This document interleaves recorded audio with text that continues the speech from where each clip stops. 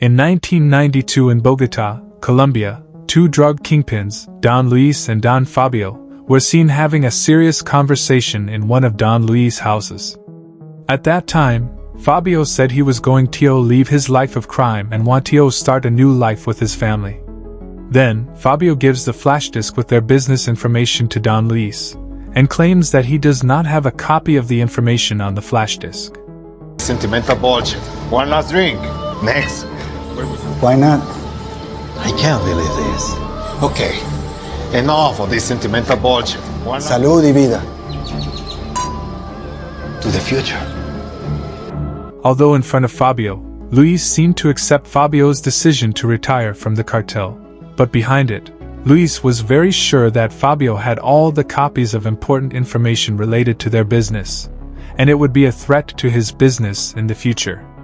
Therefore, after Fabio left, Don Luis directly ordered his trusted son Marco to kill Fabio and his family.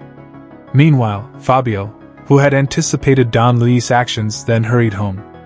Arriving home, he then gave a flash drive containing information about Don Luis' drug empire to Catalia, or his 9-year-old daughter. He also gave Catalia the address of someone in Chicago, who would look after her if her parents died. Catalina, si te pasa algo, ve allí con tu tío. Never forget where you came from. I don't understand, Papa. In case anything happens, this is your passport. This will keep you safe. The Catalina orchid. Listen and remember. That's why I named you Catalina. You go to the address on this card, show it to the man at the gate. Que Dios te bendiga. Soon after, Don Luis' men attacked Fabio's residence. They managed to kill all of Fabio's men and killed Fabio and his wife right in front of Catalina, who was sitting quietly. Do it now. Okay. It's too late. Get ready. Go. Change of plans.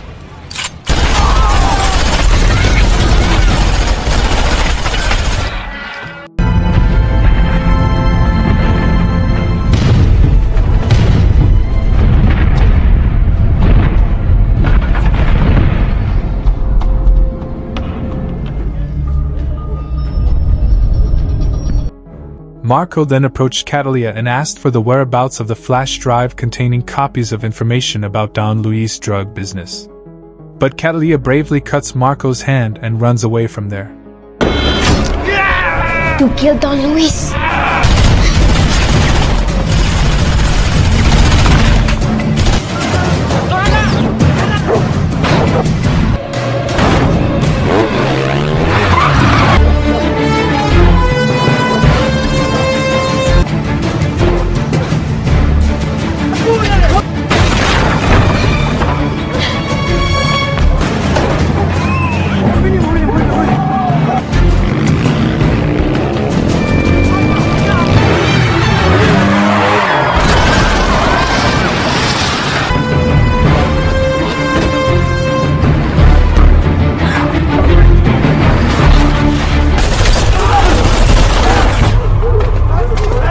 Seen from how Catalina escaped from the pursuit of Don Luis' men, the little girl seemed to have been taught and trained by her father to anticipate a situation that could endanger her life.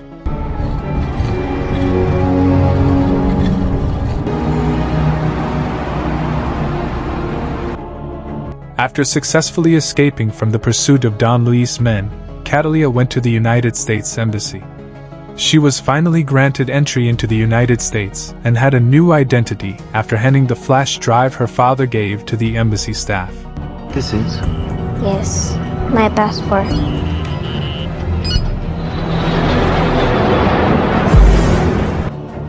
Although American officials attempt to transfer her into the foster care system, Catalina is trying to trace the whereabouts of a person in Chicago who her late father had alerted her to.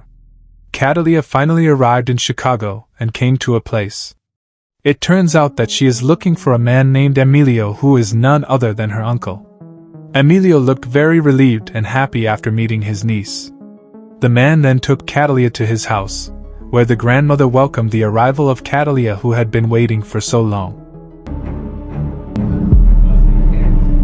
I want to be a killer.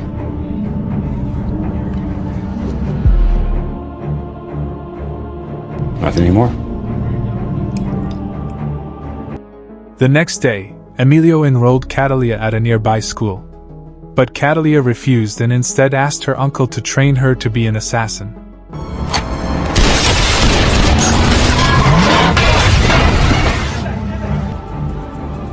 What is now? That's what you want? You want me to teach you how to be a killer? Sure.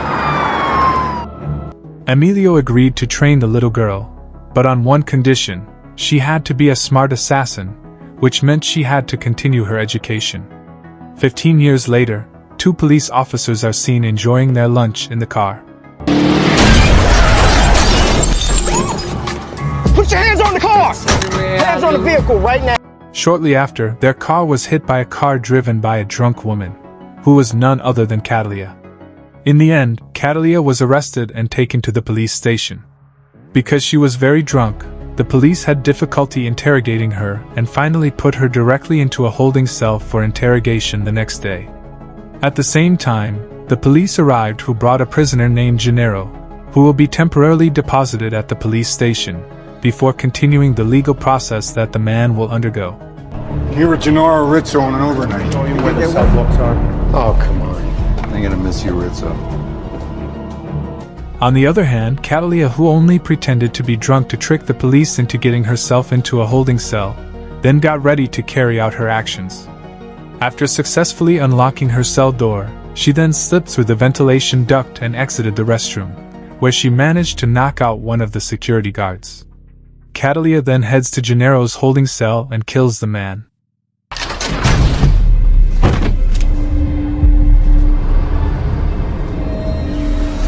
Who are you? Not room service. Catalia rushed back to her cell after painting her autograph in the shape of a Catalia flower on Gennaro's body. She made it back to her cell to secure her alibi just before the roving cops arrived in front of her cell.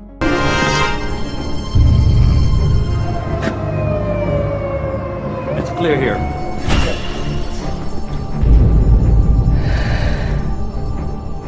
The next day, Catalia was released. An FBI agent named James Ross was assigned to investigate Gennaro's murder. Ross had previously investigated more than 20 murder cases committed by someone who left a signature in the form of a Catalia flower painting drawn on each victim's body.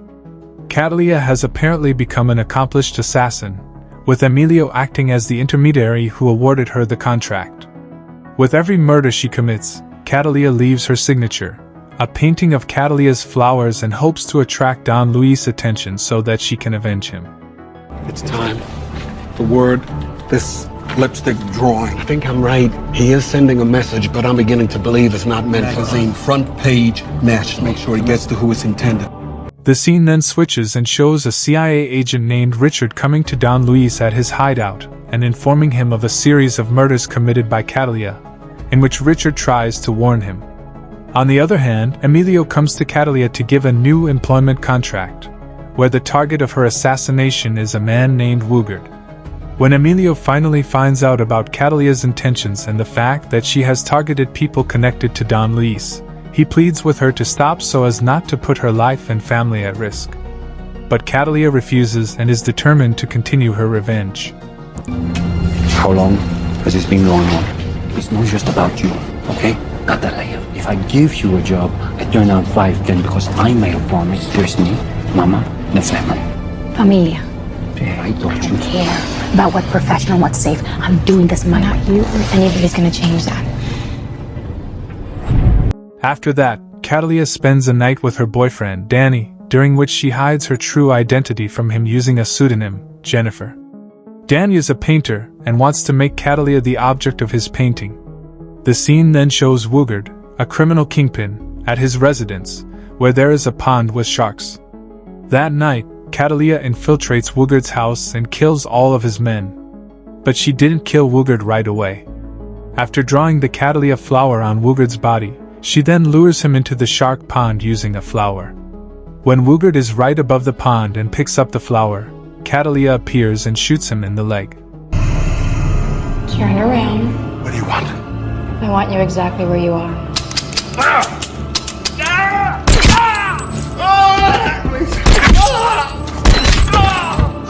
The splattered blood immediately attracted the attention of the sharks, which then pulled him into the water and preyed on the man.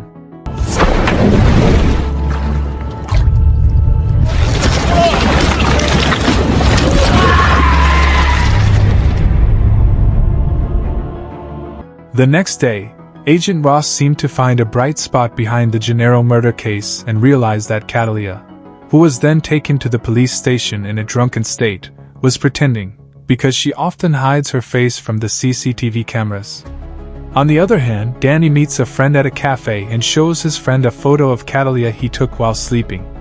Out of curiosity, the man decided to do a background check on Catalia by sending the photo to one of his friends at the police.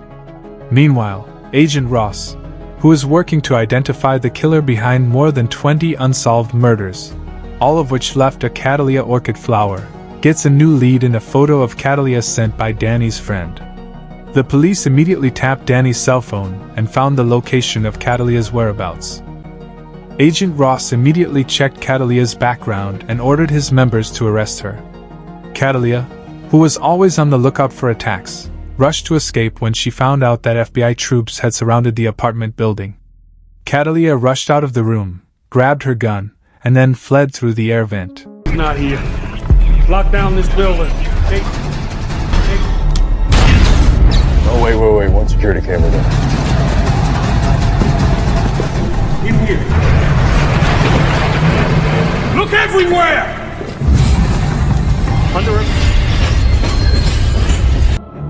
Meanwhile, Don Luis, who already knew that Catalia was still alive, immediately ordered Marco to kill her. I told you, everyone dead, down to the dog. She's talking to us. You screwed up the first time. Now, we'll fix it. Marco and some of his men have arrived in the United States and have tracked down Emilio's whereabouts, but have not found Catalia. Without thinking, Marco immediately killed Emilio and Catalia's grandmother. Catalia, who tries to reach her uncle to hide from the police, is very surprised to find Emilio and her family have been brutally massacred by Don Luis' men.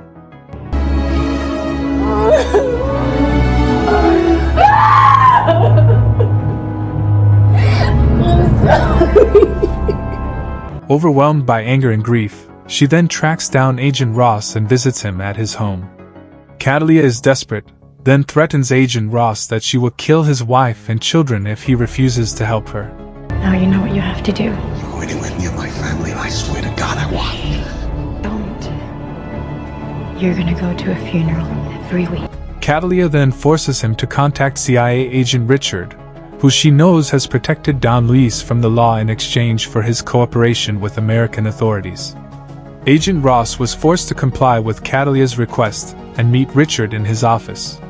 When Richard refuses to reveal the whereabouts of Don Luis, Catalia intervenes by threatening the safety of him and his family. Finally, Richard couldn't help but reveal information about Don Luis' whereabouts to Catalia.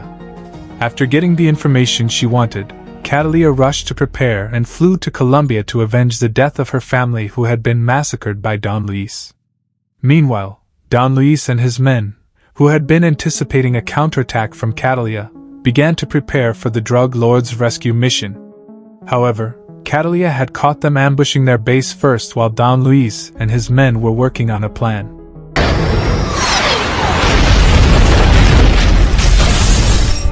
Don Luis was immediately secured to a special room, but Catalia managed to kill all of his men in a short time.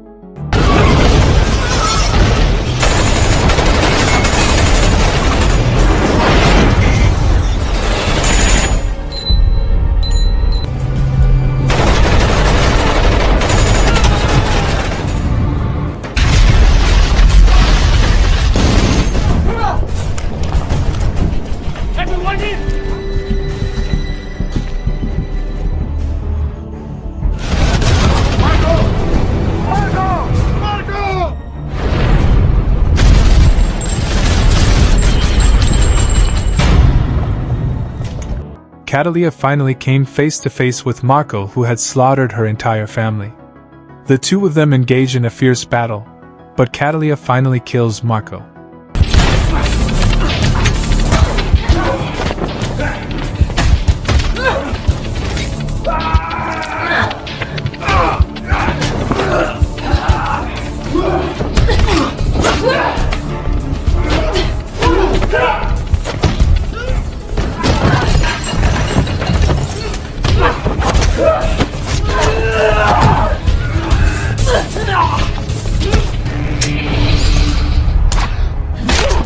Thinking it was safe, Don Luis rushed out of his hiding place to escape. The man vowed to take revenge on Catalia for everything. Don Luis then got into a van to escape from there. But on the way, he gets a phone call from Catalia. Don Luis, who thought that he had managed to escape from Catalia, was surprised by the presence of his specially trained attack dogs in his escape vehicle, which immediately pounced on the drug lord and tore his body to pieces. Marco? No. It's Cataleya. You're exactly where I want you to be. I will find you, and I will kill you!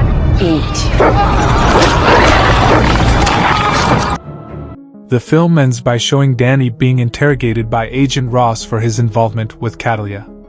When the FBI agent stepped out for a few moments, Danny got a call from Catalia, who finally revealed who she was to him. Catalia called Danny from a payphone before boarding the bus back to the United States.